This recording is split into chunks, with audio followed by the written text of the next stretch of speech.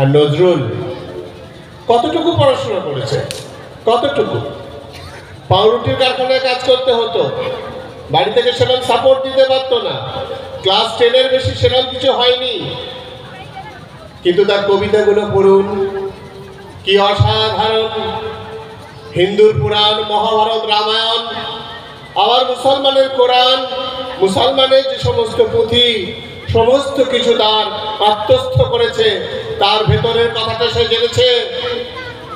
এবং দেশের নেতাদের বলছে, কান্ডারি তুমি ভুলিবে কি পথ, ত্যাজিবে কি পথমাজ, করে হানাহানি তবু চলো টানি, নিয়াছ যে মহাভার।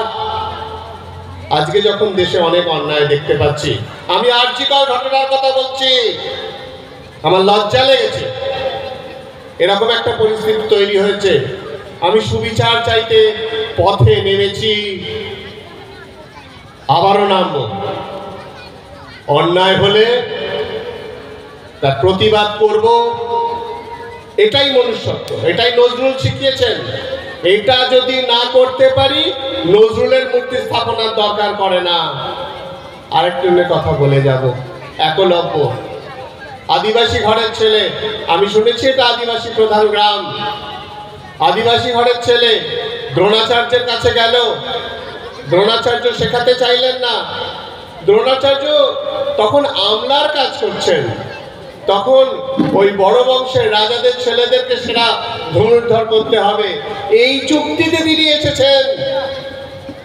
তিনি তো একলব্যকে শেখাবেন না, তিনি শেখালেন না।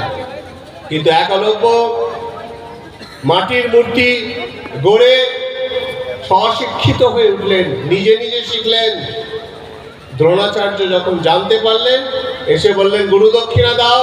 হ্যাঁ গুরুদেব বলুন কি দিতে হবে? তোমার ডান হাতের আঙুল কেটে দাও।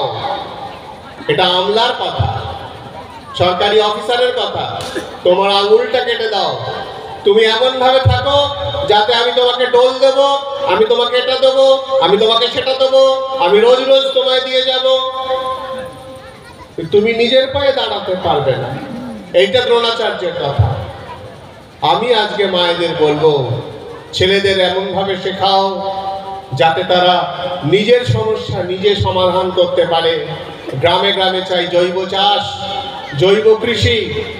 রাসায়নিক জিনিসের জন্য অনেক জায়গায় ক্যান্সার হচ্ছে, অনেক গ্রামে, ময়নাতে আমি শুনেছি জেলেরা ক্যান্সারে ভুগছে, অনেক জায়গায় চাষিরা ক্যান্সারে ভুগছে। আপনারা জৈব কৃষির জন্য কাজ করুন। বিজ্ঞানী হোক, কিন্তু সেই বিজ্ঞানী যদি শুধু বিদেশে চলে যায়, আমার দেশ যদি অন্ধকারে পড়ে থাকে, সেই বিজ্ঞান চর্চার আমার কোনো দরকার নেই। আমার বিজ্ঞান দরকার আমার গ্রামে চাষের ক্ষেতে, আমার পুকুরে, আমার ঘরে। আপনারা প্রত্যেকে নিজেদের ছেলেদেরকে বিজ্ঞান সচেতন করুন, মেয়েদেরকে বিজ্ঞান সচেতন করুন। তাদের বলুন, লেখাপড়াটা তোমার বড় হওয়ার জন্য দরকার, নম্বর তোলার জন্য নয়। এই বিদ্যালয়কে আপনারা বাঁচিয়ে রাখুন, আপনারা বাঁচবেন। বিদ্যালয়কে মন্দির বলে, এই মন্দিরের আলো, এই মন্দিরের সৌরভ সব জায়গায় ছড়িয়ে পড়ুক। ধন্যবাদ, নমস্কার।